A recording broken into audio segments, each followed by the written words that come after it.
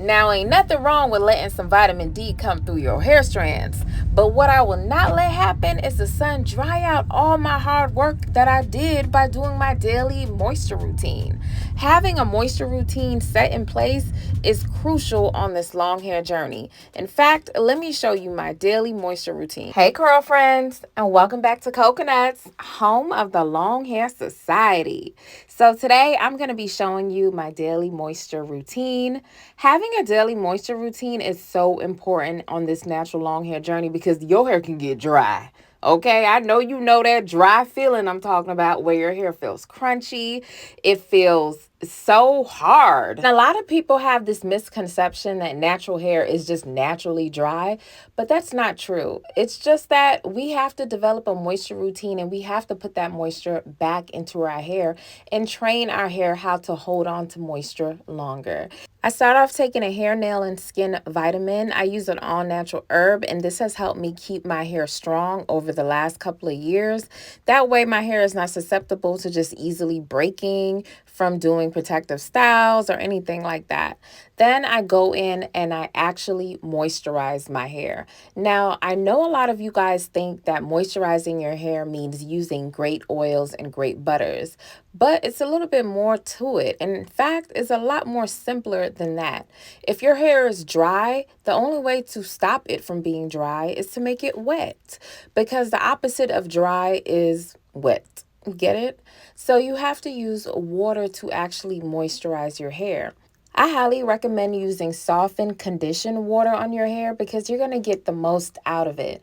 Using just plain water from your tap or just using bottled water, it can be missing a lot of minerals. A lot of water that's found in the wild, coming down a stream or a mountain, that's natural water that contains minerals from the rocks and from the soil. But if you're going to use bottled water or plain water, a lot of those waters have been stripped of certain minerals just to make sure there's no type of contamination. So when they do that type of stripping, they have to use chemical agents to actually remove those natural minerals and vitamins found in natural spring water. So you definitely have to make sure that you put those minerals back. And I have a water conditioner, water softener that will do just that. I make sure my hair is nice and moist. I go ahead and mist it. You have to think of your hair like a flower, and you're just going to have to give your hair some water. And that's it. Just a little bit of mist. You're not going to be soaking your hair down, but you're definitely going to feed it water because your hair loves to eat water. After I get it all nice and damp, I go ahead and put an oil on top of that water because I want to seal in that water to keep that water from evaporating too fast once I go outside.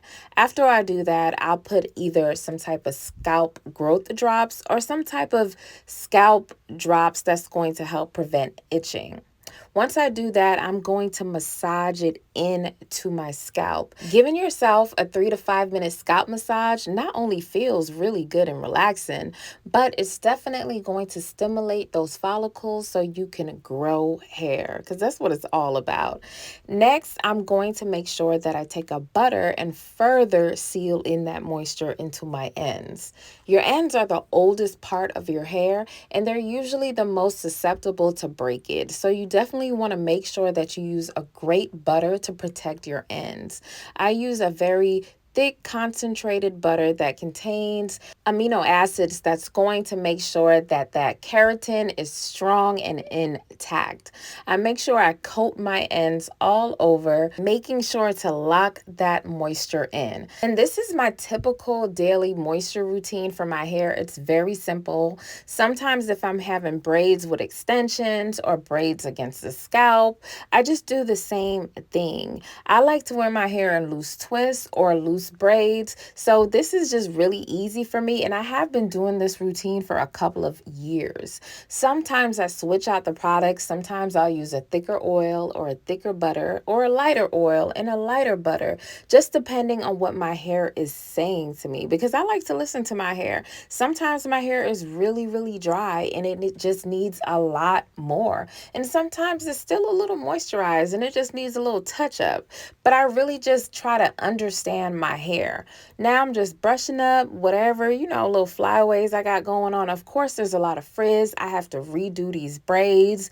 But at the end of the day, as long as my hair is moisturized, I don't care. I got a fat ass and a slim waist and a pretty face. So, yeah, I just be going on the street like this. It's fine with me. Now, I live in South Florida. Now, this sun can be unforgiving and it will burn your skin. It will burn your hair. So I have to make sure that I do buns or tuck my hair away from the sun, especially if I just moisturize my hair and I need my hair to stay moisturized for a long period of time for the rest of the day because I'm going to be on the street.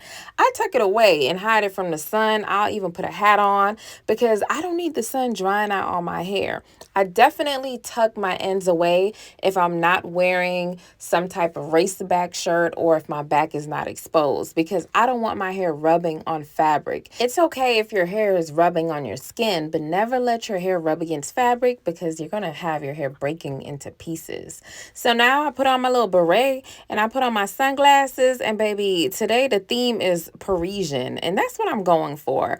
So this is how I do my daily moisture routine and it works for me, has been working for years, and it keeps the moisture in. And to me, I think it looks cute. And you can even put a wig on. You can switch it up and do 2 space buns if you want. Or if I'm wearing some type of spaghetti strap or strapless, I'll just let my hair hang.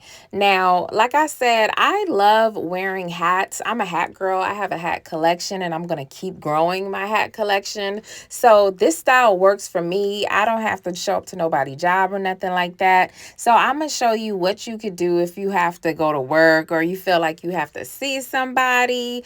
You can just have your hair down. It'll still look cute, especially if you have some type of twist out or braid out like I do and you're not ready to unravel your twists or your braids. You can just keep your hair moisturized like this, put on like a little hat and keep it moving. Lately, I've been in my wig era. So the last couple of months, I've been building a wig collection. And sometimes I like to wear my wigs, but I'm not really an adhesive girl. And like I said, I'm a hat girl. So sometimes I'll wear my wig and a hat. Yes, it's doing too much, but sometimes I just want the stylish look that a wig can give you. And I love my hats. So I put them together and it allows me to have 2 different options throughout the day. If I want to have on a wig to go certain places, and then I can take off my wig and just wear my hat with my braids underneath. I can show you better than I can tell you. Honestly, I love wearing wigs out, but to tell you the truth, I cannot wear a wig for more than a couple of hours. Like, I can't do it. I don't know how you guys do it with the whole glue down thing, especially if you live in a very hot climate like I do. It's too much. So one little trick I like to do, I like to wear a hat on top of my wig. And I know it's like doing too much, but it gives me the option if I get overheated or if I feel like I'm getting some type of wig headache where the wig is just so tight and the tension, or I feel like I'm just stifling, like I'm suffocating under my wig. I just can't take it anymore. I don't want anything on me and I just need to feel comfortable. Wear a hat with your wig. It changes the game, you see, because you just find a little corner where no one's watching and you just remove the hat, remove the wig, just like that. And then you're able to put your hat, your stylish hat, right back on. And boom. You look great. Now you have time to cool down. If it was too hot, you don't have that heavy wig on your head. And because you were wearing a wig, your hair is still moisturized. So that's a great thing. Make sure to keep some extra claw clips around you in your purse or in your car. That way you can pin your hair up if you don't want to keep it down, and have some cute little sunglasses. And when I tell you, baby, this is freeing. This right here, I love it, but I can't do you for too long. Like, you are You are not gonna beat the death of me. I am not gonna overheat because of you. So try that. If you're out and about, or you know you're gonna have a busy day, make sure you carry a hat in your purse, a beret, some claw clips, so you're able to pin your hair up. And that's why I like wearing individual plaits or twists. But damn, he is fine. Damn, you look good. Dang, he look real good. You see why I don't be seeing them type of people when I be walking out and about. He look good. But anyways, yeah. Anyways, so I like wearing these individual plaits or twists because it looks a little bit more better. It just looks better to me than having Meek Millie braids, but that can work too. You can absolutely tuck your entire hair within a hat like this or a cap. Make sure you see I put everything in. You have cute little earrings, you have sunnies, and it's okay. It'll get you to the next destination. It'll get you to the next rest stop. You can take out a little hair so people will know that, you know, it's a style. It's a style you're going for.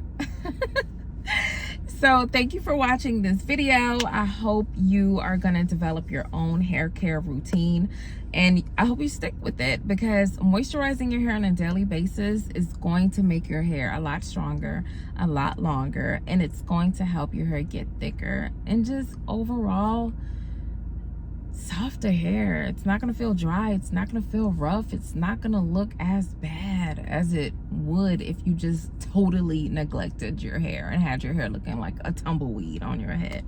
So right now, I'm about to head in the post office just like this. I will see you guys in the next video. Bye.